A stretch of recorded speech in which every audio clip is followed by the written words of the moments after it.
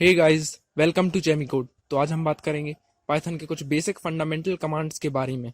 चलिए तो शुरू करते हैं।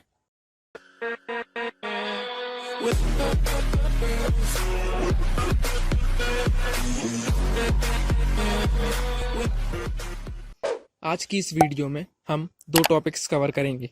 पहला है पाइथन कैरेक्टर सेट और दूसरा है टोकन्स। चलिए तो शुरू करते हैं हमारे पहले टॉपिक से, जो कि है पाइथन कैरेक्टर सेट। कैरेक्टर्स वो स्मॉलेस्ट यूनिट होते हैं जिससे आप अपने प्रोग्राम्स को लिखते हैं। पाइथन में कैरेक्टर सेट रिप्रेजेंट करता है लेटर्स को, डिजिट्स को या नेम्स को। पाइथन में 5 कैरेक्टर सेट हैं: letters, digits, special symbols, white spaces and other characters. Python character sets के लिए यूनिकोड एनकोडिंग को सपोर्ट करता है। चलिए तब हम अपने नेक्स्ट टॉपिक की ओर बढ़ते हैं, जो कि है टोकन्स। टोकन्स सिंपली वो स्मॉलेस्ट यूनिट है जो हम अपने प्रोग्राम्स में यूज करते हैं। टोकन्स को लेक्सिकल यूनिट भी कहते हैं। पाइथन 5 टोकन्स प्रोवाइड कराता है, जो कि हैं keywords, identifiers, literals, operators and punctuators. Now let's study these tokens one by one, starting from the keywords. वो वर्ड्स जिनका पाइथन प्रोग्रामिंग में कुछ स्पेशल मीनिंग है या जिन्हें स्पेशल पर्पस के लिए यूज किया जाता है, उन्हें कीवर्ड्स कहते हैं। पाइथन इंटरप्रेटर कीवर्ड को उनके स्पेशल मीनिंग के कारण एक डिफरेंट वे में इवेल्युएट करता है। पाइथन प्रोग्रामिंग में आप कभी भी कीवर्ड्स को आइडेंटिफायर्स की तरह यूज नहीं कर सकते। अगर आप कीवर्ड्स को आइडेंटिफायर्स की प्लेस पे यूज करेंगे तो पाइथन इंटरप्रेटर वहां पर एरर देगा। पाइथन वर्जन 3.8 में 38 कीवर्ड्स हैं। आप उन कीवर्ड्स को अपनी स्क्रीन पर देख सकते हैं।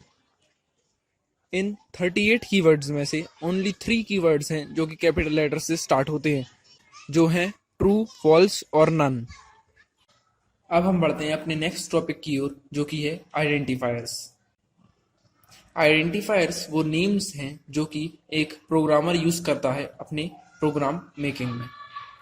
वो नेम्स वेरिएबल्स के लिए हो सकते हैं, फंक्शंस के लिए हो सकते हैं, ऑब्जेक्ट्स, क्लास या किसी और चीज के लिए भी दे सकते हैं। पाइथन प्रोग्रामिंग में आइडेंटिफायर्स को डिफाइन करने के लिए कुछ रूल्स हैं। रूल नंबर 1 ये है कि आइडेंटिफायर्स ओनली लेटर्स, डिजिट्स या अंडरस्कोर सिंबल का ही होना चाहिए। रूल नंबर 2, आप डिजिट्स तो यूज कर सकते हैं, पर फर्स्ट कैरेक्टर जो आइडेंटिफायर का होता है वो डिजिट नहीं हो सकती। रूल नंबर 3, आइडेंटिफायर्स में अपर केस और लोअर केस लेटर्स अलग अलग तरीके से माने जाते हैं। रूल नंबर 4, एक आइडेंटिफायर कभी भी कीवर्ड नहीं हो सकता। रूल नंबर 5, आइडेंटिफायर में आप अंडरस्कोर सिंबल के अलावा और कोई सिंबल यूज नहीं कर सकते। And the last one, identifier को इनफाइनाइट लेंथ तक बना सकते हैं।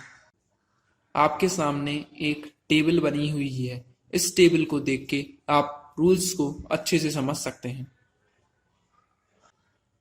चलिए तो अब हम अपनी थर्ड टॉपिक की ओर बढ़ते हैं, जो कि है लिटरल्स।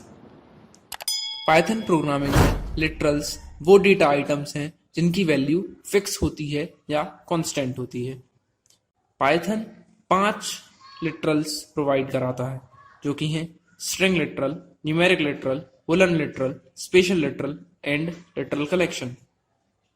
चलिए तो अब इन लिटरल्स का थोड़ा ब्रीफ इंट्रोडक्शन ले लेते हैं। पहले आता है स्ट्रिंग लिटरल। पाइथन में जो टेक्स्ट कोट्स के बीच में लिखा होता है उसे स्ट्रिंग कहते हैं। पाइथन में स्ट्रिंग दोनों कोट्स के बीच में लिखी जा सकती है, सिंगल कोट्स में भी और डबल कोट्स में भी। आपके सामने कुछ स्ट्रिंग्स के एग्जाम्पल दिए हुए हैं। आप स्ट्रिंग्स में लेटर्स, डिजिट्स या सिंबल्स को भी यूज कर सकते हैं।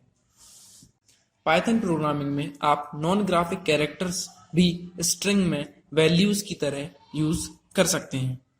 नॉन ग्राफिक कैरेक्टर्स वो कैरेक्टर्स होते हैं जिन्हें आप कीबोर्ड से टाइप नहीं कर सकते। for example like tabs, backspaces, carriage return and many more. Python in characters को रिप्रेजेंट कराने के लिए एस्केप सीक्वेंसेस का यूज करती है।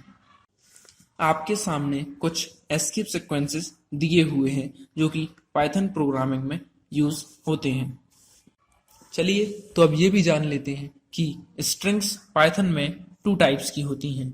एक होती है सिंगल लाइन स्ट्रिंग और दूसरी होती है मल्टी लाइन स्ट्रिंग। पाइथन में सिंगल लाइन स्ट्रिंग्स को ही बेसिक स्ट्रिंग्स कहते हैं। जो स्ट्रिंग्स सिंगल लाइन में ख़त्म हो जाती हैं या जो पाइथन की सिंगल फिजिकल लाइन तक ही एग्जिस्ट करती हैं उन्हें सिंगल लाइन स्ट्रिंग कहते हैं। अगर हम सिंगल लाइन स्ट्रिंग्स को सेकेंड लाइन में मूव करने की कोशिश करेंगे तो पाइथन इंटरप्रेटर वहां पर एरर देगा। सिंगल लाइन स्ट्रिंग्स को भी हम सिंगल कोट्स या डबल कोट्स में लिख सकते हैं।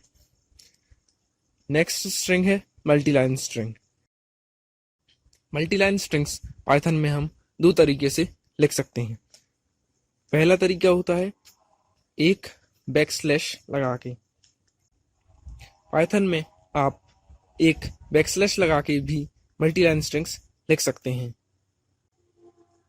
और दूसरा तरीका होता है ट्रिपल कोट्स का।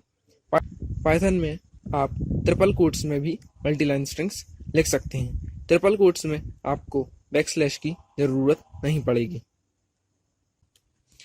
अब हम आते हैं अपने नेक्स्ट टॉपिक पे जो कि है न्यूमेरिक लिटरल्स। पाइथन में 3 तरीके के न्यूमेरिक लिटरल्स हैं। फर्स्ट है int, second float, third complex. चलिए अब इनका थोड़ा ब्रीफ इंट्रोडक्शन ले लेते हैं, स्टार्टिंग फ्रॉम इंटीजर लिटरल्स और इंट। इंटीजर जैसा कि आप जानते हैं इसमें कोई डेसिमल पॉइंट ना हो या simple whole number, you can say that. Integer literal में कोई भी फ्रैक्शनल पार्ट नहीं होता। इंटीजर लिटरल यूनिनरी प्लस भी हो सकता है और यूनिनरी माइनस भी हो सकता है। अगर यूजर कोई साइन नहीं देता तो पाइथन डिफॉल्ट से पॉजिटिव लेके चलता है। पाइथन में इंटीजर लिटरल्स के भी 3 टाइप्स होते हैं। First decimal integer literal, second octal integer literal, third hexadecimal integer literal. इन सब के बारे में हम बाद में बात करेंगे।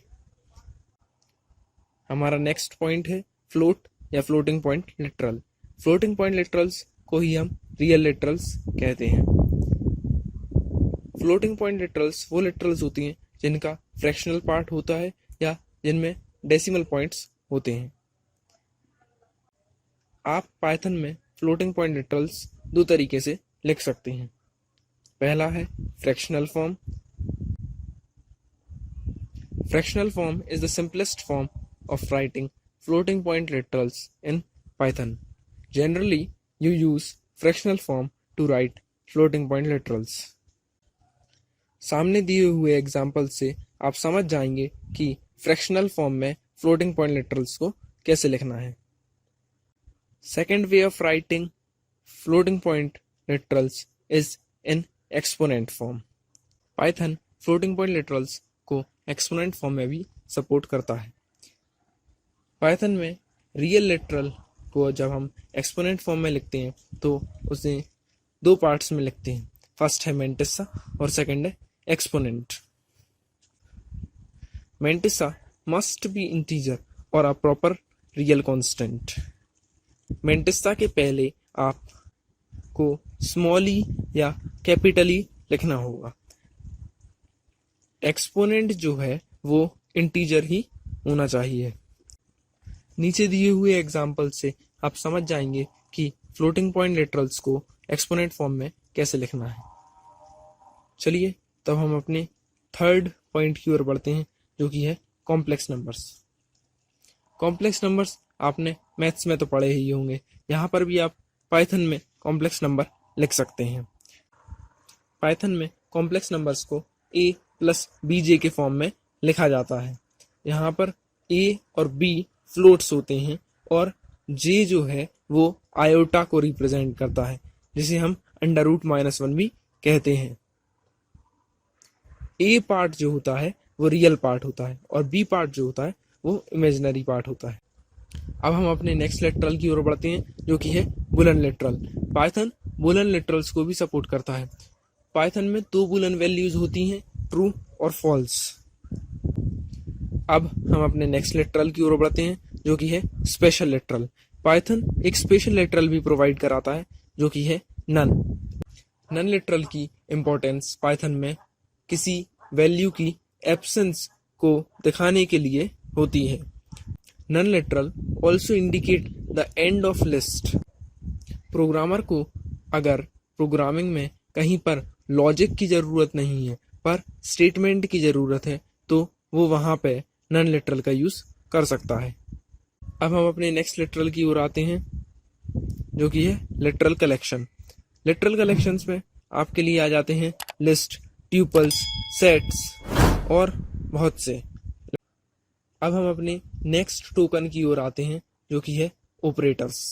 आप ऑपरेटर्स की डेफिनेशन पढ़ सकते हैं कि ऑपरेटर्स वो टोकन्स हैं जो कुछ कंप्यूटेशन या एक्शन परफॉर्म करते हैं उन वेरिएबल्स या एक्सप्रेशंस पर जिन पर हम ऑपरेटर्स को अप्लाई करते हैं। जिन वेरिएबल्स या एक्सप्रेशंस पर हम ऑपरेटर्स अप्लाई करते हैं उन्हें पाइथन में ऑपरेंड्स कहा जाता है। पाइथन में दो तरीके के ऑपरेटर्स होते हैं, unary operators and binary operators. Binary operators के भी 8 सब टाइप्स होते हैं पाइथन में जो कि हैं arithmetic operator, bitwise operator, shift operator, identity operator, relational operator, assignment operator, logical operator and membership operator.